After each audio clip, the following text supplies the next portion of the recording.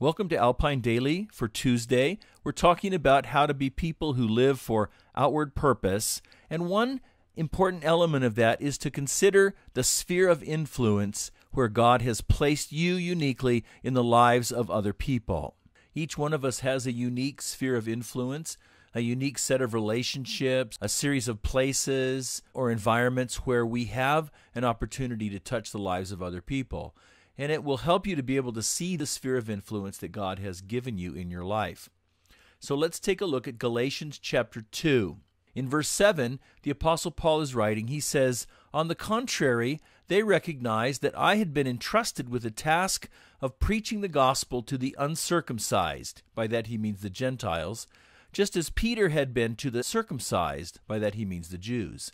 For God, who was at work in Peter as an apostle to the circumcised, was also at work in me as an apostle to the Gentiles. Paul had particular gifts and experiences that made him ideal to reach the Gentile people. He was a citizen of Rome. He had had a Gentile and a Jewish education, and there are other reasons as well. But the same was true for Peter with respect to the Jews. He was ideally suited to reach those people for Christ.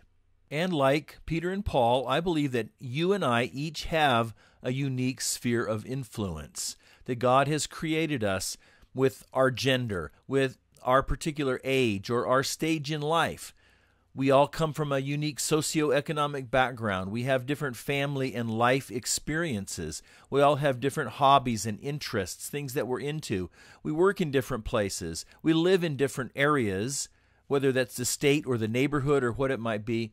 And we all have unique personality styles and temperaments that allow us to connect with different people. And when you take that whole combination, that whole spectrum of traits, it makes each one of us quite unique and gives us each a unique way that we can influence other people.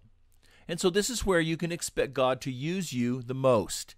Now, you may be led to go outside of that sphere, to go feed the homeless. You're not maybe homeless, so it's reaching outside of your sphere. If you go on a mission trip to another country, but God made us the way we are. There's nothing about our experience or our genetics or our abilities or anything in our lives that's wasted by God, and He uses us according to the design that He allowed to be framed in our lives. Even the most difficult experiences and the negative things can be used by God to help you to have a unique sphere of influence, to be able to connect with and relate to particular people in your life. So I encourage you to think about your sphere of influence today and how God might want to use you today to connect with people that you're uniquely situated to connect with. God bless you. Have a wonderful day today.